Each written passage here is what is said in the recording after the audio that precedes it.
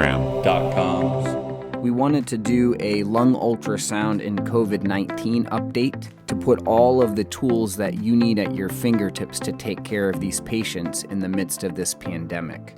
But before we jump into the specifics of lung ultrasound and COVID-19, I do want to review a few principles.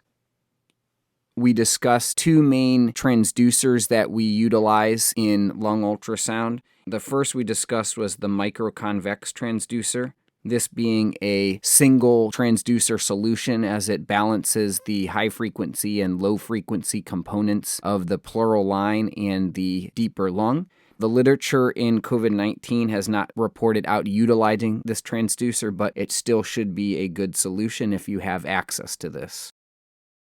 The more commonly used option is a combination of a low-frequency transducer, such as a curvilinear or a phased array, in combination as needed with a high-frequency transducer, such as a high-frequency linear transducer.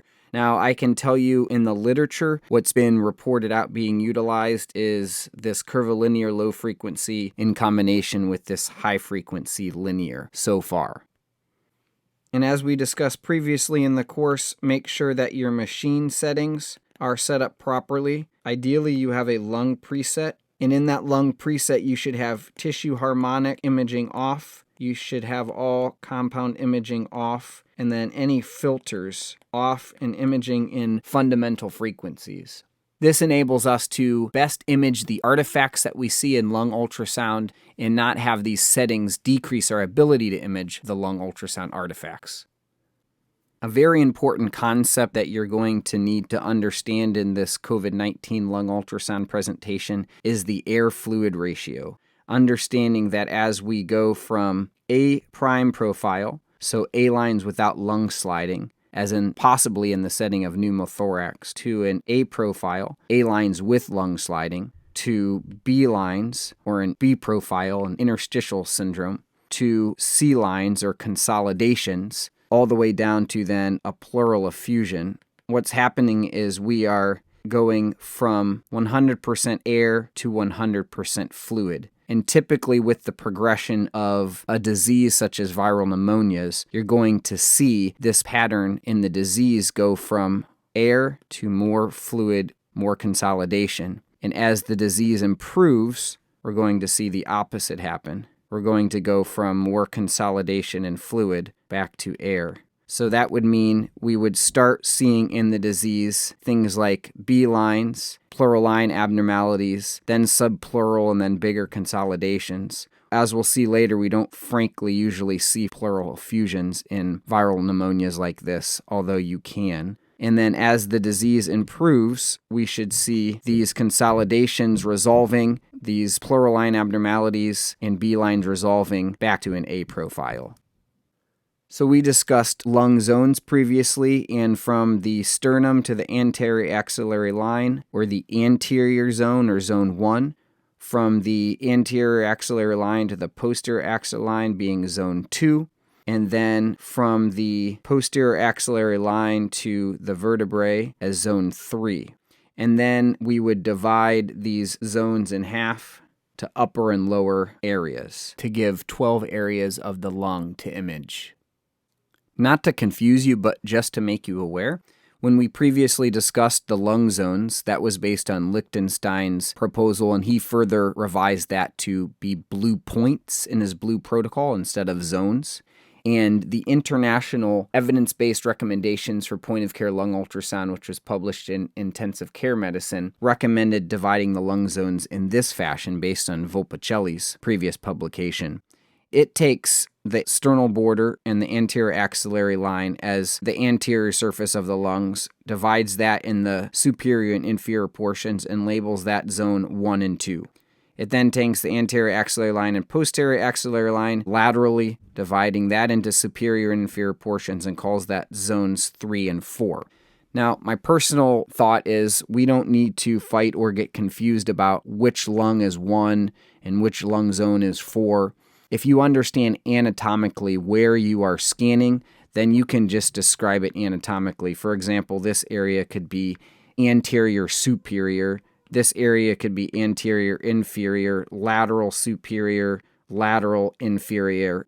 The downside to this lung zone proposal is that it doesn't describe the posterior lung scanning fields at all.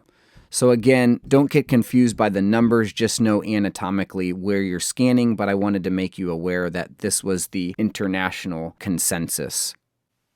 This is the important part, the scanning technique. And this is what has been recommended, especially in COVID-19. We're going to systematically scan in a lawnmower type fashion throughout the lung.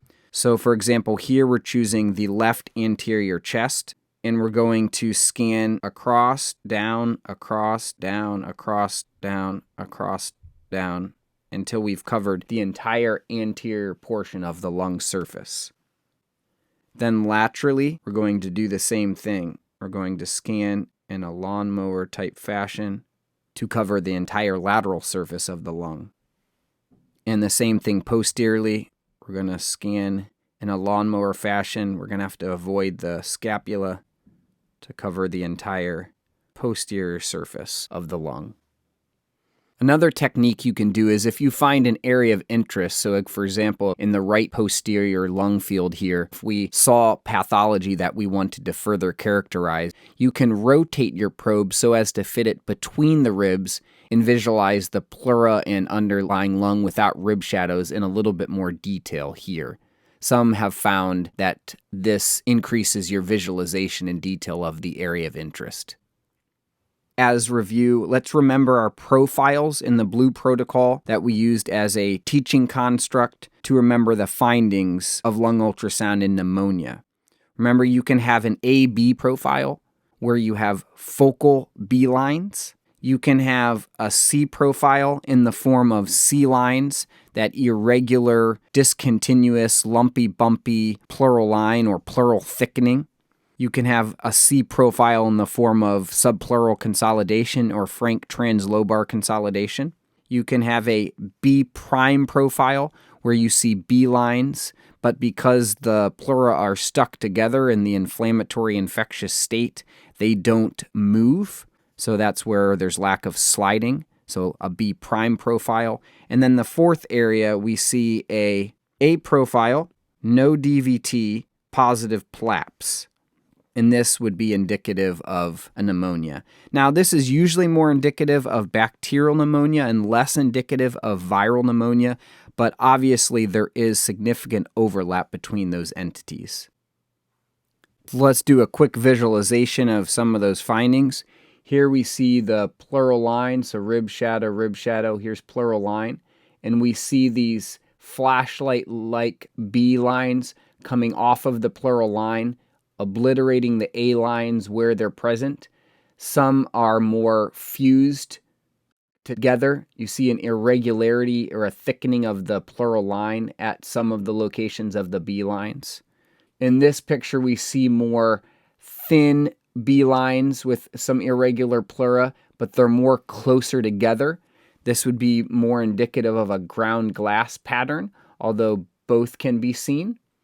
Here we see more that B prime profile where we see this irregular pleura with some millimetric consolidations here, but the B lines aren't moving significantly. There's not significant lung sliding, thought to be from that inflammatory infectious state causing the pleura to stick together, so the B prime profile. Or we have this confluent B lines where nearly the entire interspace is whited out because of a confluence of B lines together. So now we get into more of the consolidation findings. Here you see this pleural line that's discontinuous, and you have this centimetric subpleural consolidation, this hypoechoic area here, with a small shredded lung line here, the shred sign if you remember, and the tissue-like sign from Liechtenstein. Here we have more C-line findings with this irregular, lumpy, bumpy, some centimetric subpleural consolidations below here. It's be more indicative of kind of a C-line with some subpleural consolidations. Here the consolidation gets a little bit larger. You have this shredded lung line here, this irregular shredded lung line, as well as this signs of consolidation right here. Here we have a larger consolidation. Again, still this shred sign and this tissue-like sign, the two signs Lichtenstein describes, but a larger consolidation to all the way to where we get a frank translobar consolidation, along with what you see here, these air bronchograms. And these are actually dynamic air bronchograms. You can see air, the white, moving through them. Some call this hepatization of the lung, as it looks like liver tissue in the lung, which we've described before. And then lastly, PLAPS, where we see signs of consolidation here, the tissue-like sign, and we have pleural effusion surrounding it. Now, we will get into a little bit. This pattern is very atypical for COVID-19 and viral pneumonia, seen very, very rarely both on CT and ultrasound. This would be usually more indicative of bacterial pneumonia or a bacterial soup air infection on top of a viral pneumonia. So this slide will look familiar. We used this study to show the difference between ARDS and pulmonary edema. And also I showed you how it fit in with the blue protocol profiles. So we see in ARDS that you have anterior consolidation or a C profile.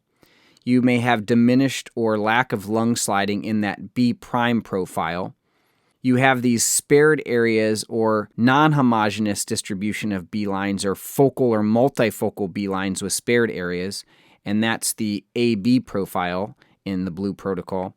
We see these pleural line abnormalities, this thickened, discontinuous, irregular pleural line, sometimes with millimetric or subcentimetric subpleural consolidations. Those are described as C lines. Where in pulmonary edema, you don't have consolidation. You have this thin, smooth pleural line with normal lung sliding, and you have diffuse relative homogeneous B lines or a symmetric diffuse pattern of B lines indicative of a B profile.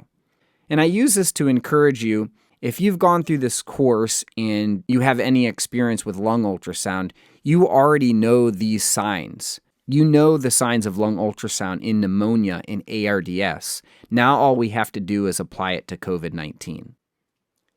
So it's interesting to do a little historical look of the CT findings both in SARS and MERS and compare it to this SARS-CoV-2 virus. Now, I use the CT data to start out because lung ultrasound wasn't being utilized in some of these first epidemics. So if we look here at this study in Table 3 in the top left that comes from SARS in 2003, we see that there was predominant features of ground glass opacifications plus or minus consolidation with a preference for the lower lobes, a preference for peripheral and subpleural locations of the lesions. It was commonly multifocal or bilateral, and there was thickening of the intralabial interstitium or intralabial septa within the areas of ground glass opacification. And this can cause this crazy paving pattern that you may see referenced in the CT literature. They did not see cavitation, calcification, lymphadenopathy, or pleural effusion significantly. And it's very interesting because these are going to be the same findings or very similar findings in COVID-19. So if we move down to this 2014 study on MERS, another coronavirus, we see some similar findings to the SARS outbreak. They noted ground glass opacification more than consolidation. They comment on bronchial wall thickening, central lobular opacities, septal thickening, and pleural effusions. If you look at the actual CT images in the individual patients, most of these weren't frank pleural effusions, but more pleural effusions localized to the organizing pneumonia, which is more typically seen in viral pneumonia. And they did comment that these were similar findings to the H1N1 influenza viral pneumonias as well. Most of these are pointing towards ground glass opacities more than consolidation, but again, they do comment on consolidations and some pleural effusions as well. They did note, as far as the distribution of the findings, it was usually bilateral, predominantly subpleural and basilar. And again, we're going to see this similar pattern. So now, if we get to this recent study here from 2020 in COVID-19, we see that the patients had ground glass opacities and consolidation, And if we look at the percentages in CT, the presence of either ground glass opacities or consolidation, 78% of patients had either. The presence of ground glass opacities without consolidation was 34%, and the presence of ground glass opacities with consolidation was 41%. And the presence of consolidation without ground glass opacities was 2%. So this isolated consolidation without ground glass opacities that sometimes we see in bacterial pneumonia is not being seen. Now, if we look as far as the number of lobes affected, more than 2 lobes in bilateral lung disease, 51 and 60% respectively. The frequency of lobe involved, if you see the upper lobes here and here, 44 and 48%, the middle lobe 41%, but the left and right lower lobes 65 and 63%. So it's more frequently in the lower lobes, it's more frequently bilateral and multilobar involvement, and more frequently a combination of ground glass opacities with or without consolidation. All right, now we can get into some of the specific studies that have been published on lung ultrasound and COVID-19 thus far. The first one I want to look at is called a preliminary study on the ultrasonic manifestations of peripulmonary lesions of non-critical novel coronavirus pneumonia, COVID-19. This was published February 26, 2020 from a single center in China. And I'm not going to review the entire study. We can leave a link to this in the description, but I want to review the key results with you.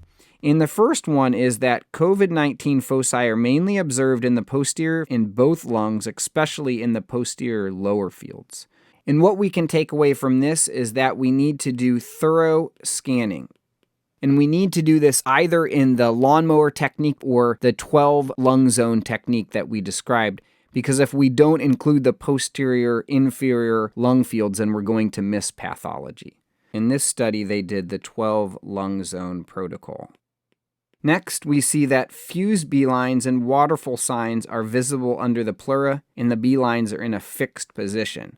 What do we know from that? Well, that's just the B' profile, and that waterfall sign is just the confluence where the entire rib space is confluent B-lines. And the next, we see that the pleural line is unsmooth, discontinuous, and interrupted. That's just our C-lines that we've previously described. Next, we see that the subpleural lesions are patchy strip or nodular consolidations, and that's just our C profile with either C lines or subpleural consolidations. Next is air bronchogram signs or air bronchiogram signs can be seen in the consolidation. Again, that's still going back to our C profile. We see that the involved interstitial tissues have localized thickening and edema, and there's localized pleural effusions around the lesions. And this point can show us that it corresponds with that crazy paving pattern on CT, and also that there tends to be localized pleural effusions around the lesions, not frank pleural effusions. They also did color Doppler flow imaging of the lesions. I don't think this is commonly done, but they showed insufficient blood supply in the lesions if it is performed. And then they do recommend high-frequency linear probe in addition to curvilinear. Their protocol was curvilinear and linear. They noted that the improved resolution of the high-frequency linear shows rich information and improved diagnostic accuracy in minor subpleural lesions. And this is just a function of the fact that higher frequency gives better resolution. Now, one of the beauties of this study is that it is rich with CT and ultrasound comparisons in real COVID-19 patients. And so if we look at this example, figure 1 and 2, we see that on high-resolution CT, we've got this ground glass opacity appearance here. And on the convex curvilinear probe, we have these B lines that are seen with this discontinuous, you can see here, pleural line.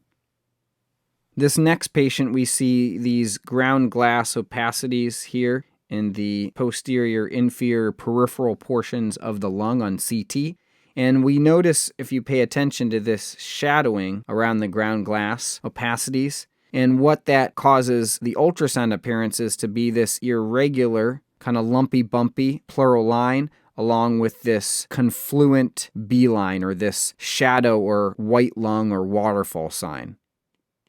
On this patient, we see this kind of linear or strip shadow appearance in the dorsal segment of the lower lobe of the left lung. And with the linear array probe, which is going to give us more resolution, we see the pleural line, but then this discontinuity, pleural line, then this irregular discontinuity. And if you see that lumpy, bumpy pleural line, what we would call a C line in blue protocol terminology, that corresponds with this CT abnormality.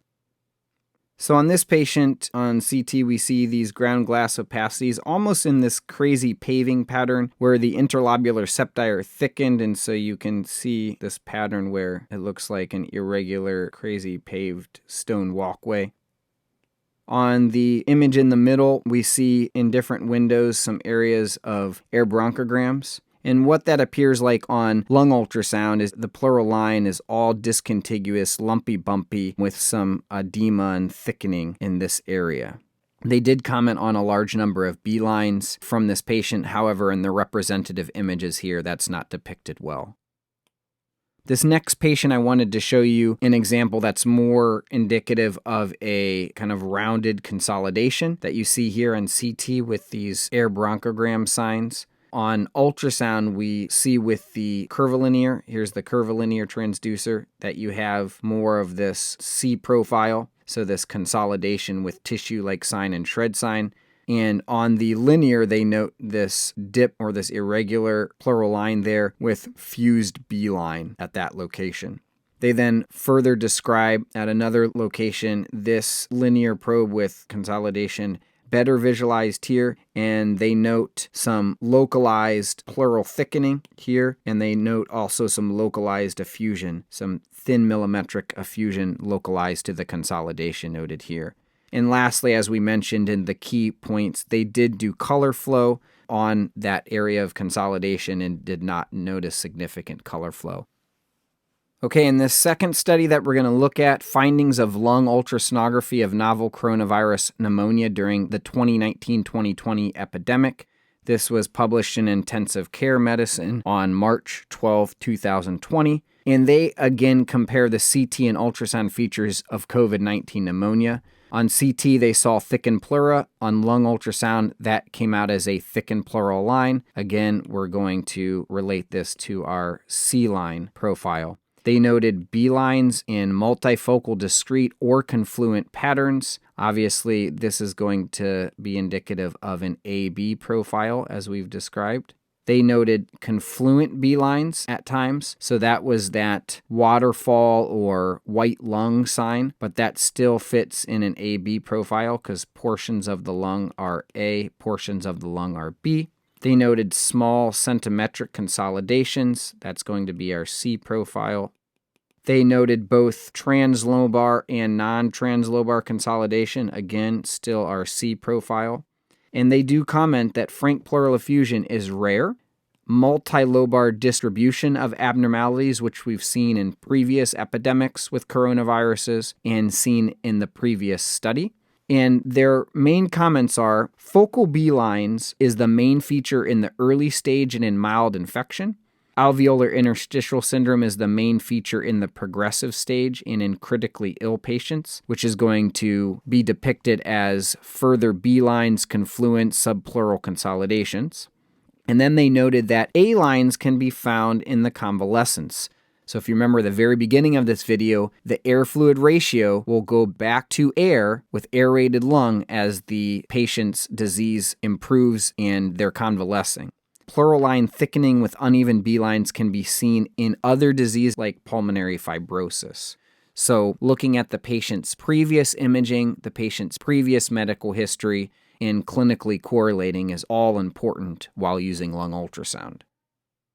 So one thing I love about this study is that they comment on what, in their experience, they consider the lung ultrasound's major utility in the management of the patient. We can go through the signs all day on lung ultrasound and CT, but how do those things help us manage the patient differently? And that's been the question that I've been trying to get a consensus answer on from lung ultrasonographers globally. They comment that it has major utility because it's safe, and we'll discuss that a little bit, but obviously there's no ionizing radiation. It's repeatable, can do this at any point in time without having to send the patient to X-ray or CT. There's no radiation. It's low cost relative to other imaging. It's point of care, so the treating clinician can perform the exam and use the information at point of care and clinically correlate at point of care. And they do comment that chest CT may be reserved for cases where lung ultrasound is not sufficient to answer the clinical question. So as compared with some other studies that are saying we should be CTing all of these patients, this study shows that lung ultrasound correlates with CT, so we should only be CTing patients if there's a clinical question we can't answer with our lung ultrasound. They also note it has rapid assessment for pneumonia and ARDS at presentation in patients with SARS-CoV-2 virus, that they track the evolution of the disease with lung ultrasound, and things that have been resounding in intensive care unit physicians managing these patients is that you can monitor lung recruitment maneuvers, which we described in our ARDS video in this course, guide response to prone positioning, guide the management of ECMO, and for making decisions related to weaning the patient from ventilatory support. And there's other studies in ARDS that have shown that lung ultrasound has great utility in this. So I don't think anyone would argue that there is not utility of lung ultrasound in COVID-19. Our past literature on lung ultrasound, our current COVID-19 lung ultrasound literature, as well as our global collective experience show us that there is utility. The question is, what's the best place for lung ultrasound to serve our patients? And that's an ongoing discussion, and I want to summarize some of the discussions here. This is obviously not comprehensive. But one would be, can we use lung ultrasound in triage? And certainly one would think so, given it's portable and accessible, extremely accurate, as we've talked about before. Could you use it to eliminate chest x-ray? Obviously, it's more sensitive and specific. Could you use it to eliminate your stethoscope? And again, I think these are all reasonable proposals, given what we've discussed before. Another is, where does lung ultrasound play in the risk stratification process? Can we add lung ultrasound to our clinical variables to risk stratify this patient and even use those in triage as well, as we've discussed? So here's one proposal by the Butterfly team and Dr. Mike Stone. And they will readily admit this is not validated, but these are some sound recommendations. So the patient presents with typical symptoms of COVID-19. The typical initial diagnostics are undergone with rapid flu PCR and RSV PCR, the COVID-19 PCR, and then obviously your clinical assessment, which will include vital signs, pulse oximetry, physical exam, and risk factors. And then POCUS lung ultrasound. If there's no supplemental oxygen required and A lines are present, well, the patient can go home and self-quarantine while they are waiting for their test results. And some would argue that these patients don't even need to be tested, just be advised to self-quarantine if your resources don't allow for those patients to be tested. The second patient population, no supplemental oxygen required, but you do find B lines present. Their recommendations to have the patient self-quarantined while they're waiting for test results, but the patient should be more vigilant for close outpatient follow-up in monitoring their symptoms. Because if they're already showing lung ultrasound findings, is that patient more at risk of decompensating compared with this patient that we saw here? We don't know the answer to that question, but they're just conservatively advising closer outpatient follow-up and monitoring. So the third patient population then, they're requiring supplemental oxygen or they have an increased work of breathing and there's B-line present. Well, they're recommending admitting that patient to undergo viral testing per institutional guidelines, daily or even more often lung ultrasound exams, and they're saying consider a dedicated POCUS lung ultrasound during the hospital stay. So a more thorough exam than what you've done in triage. And then the last patient population, supplemental oxygen required and consolidations are present. They're also recommending, obviously, admission, viral testing, lung ultrasound exams, potential ICU consideration, and recommending a thorough point-of-care lung ultrasound during their hospital stay. There's many other variables that go into this. There's obviously the patient's risk factors, including studies that have shown age, comorbidities, even some biomarkers. And I think overall the consensus is that you're going to take your clinical variables in triage and risk stratification, and if those are not sufficient to answer the clinical question, you're going to utilize lung ultrasound as another piece of the puzzle. Some advocate ultrasounding everybody in these situations in triage and for risk stratification. Some are recommending only using lung ultrasound when the clinical question is not fully answered.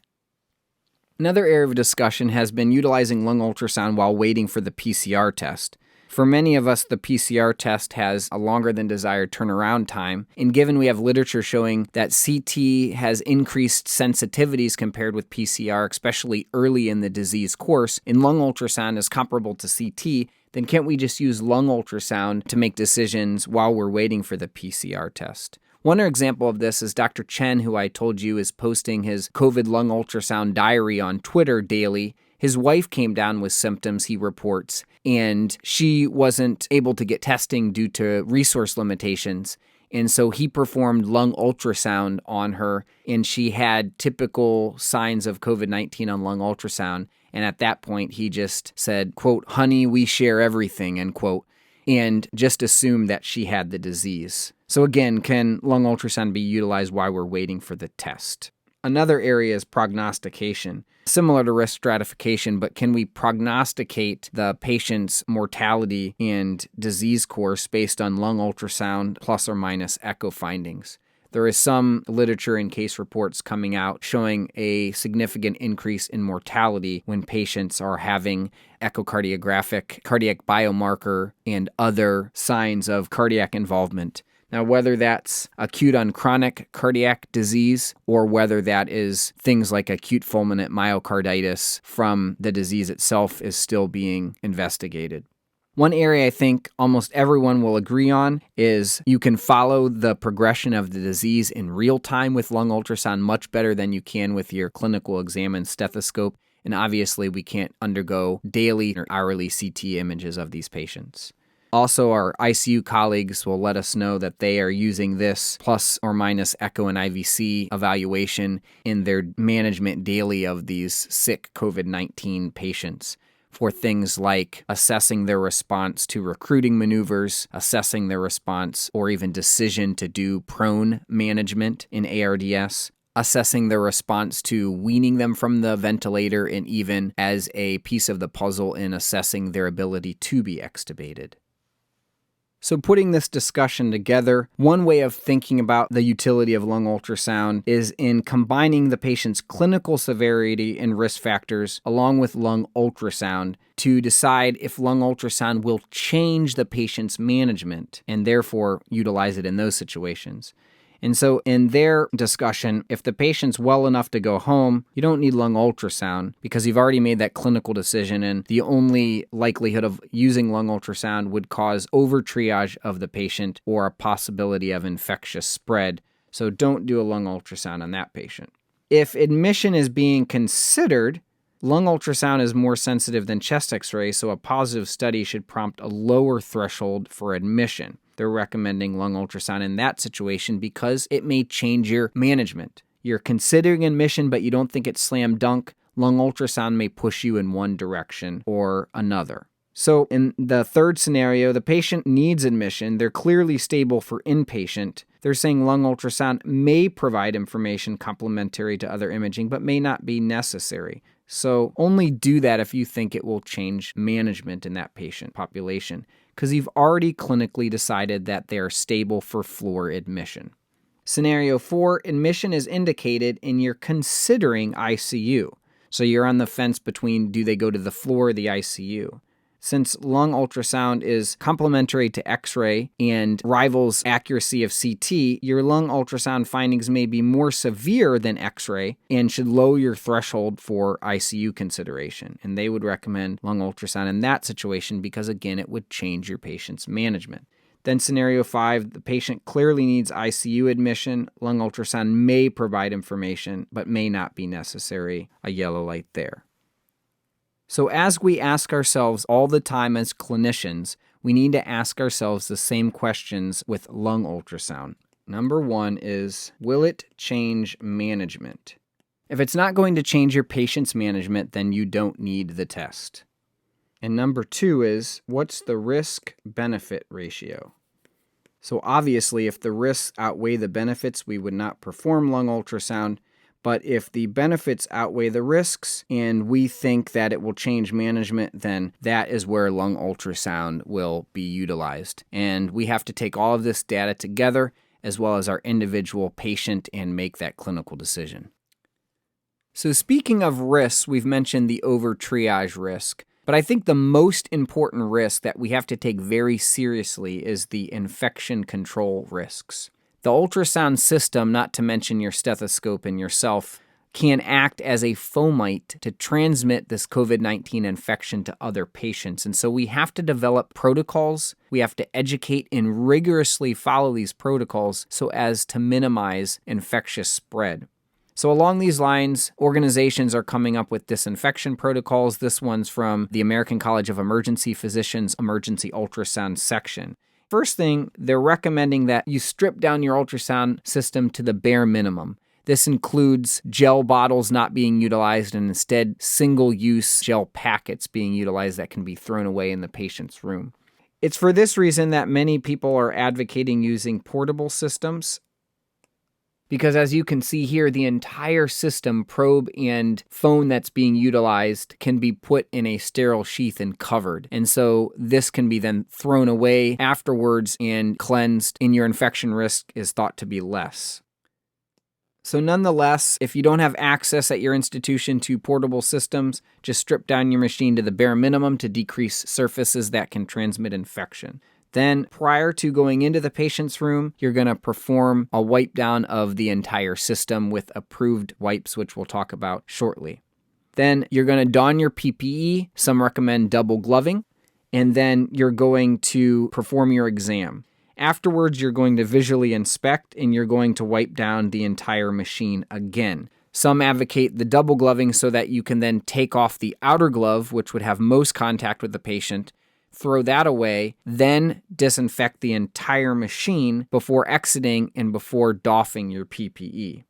Realize that while you're still in PPE, there is a wet time that the manufacturer sets for these disinfectant wipes for them to be most effective, so you need to follow those as well. Make sure that the wet time is allowed to be there and the machine dries, then you exit the room. And at that time, again, you visually inspect and you perform a second disinfection and then allow the dry time before placing it back at its approved location. Many people are advocating that you have a dedicated system that is only being used in your suspected or confirmed COVID-19 cases if you have access to dedicating a machine for that purpose. Some are using sterile probe covers, some are not. Many protocols from institutions are not doing 2 disinfections afterwards and 1 before. They're just doing 1 before and 1 afterwards. But nonetheless, this is one recommendation. So if you go to EPA's website and look at list and disinfectants for use against SARS-CoV-2, you can search by the EPA registration number and find out if the disinfectant wipes that you have access to at your institution are approved for use against SARS-CoV-2 virus. And then you can look here and see the recommended contact time for that wipe, spray, or solution. Then you'll need to get information from your manufacturer about the approved disinfectant recommendations for their transducers, and then you can find what transducer you have, which wipe that you have, and see if it is approved for your machine. And you're going to take those 2 lists together and come up with your disinfection protocol.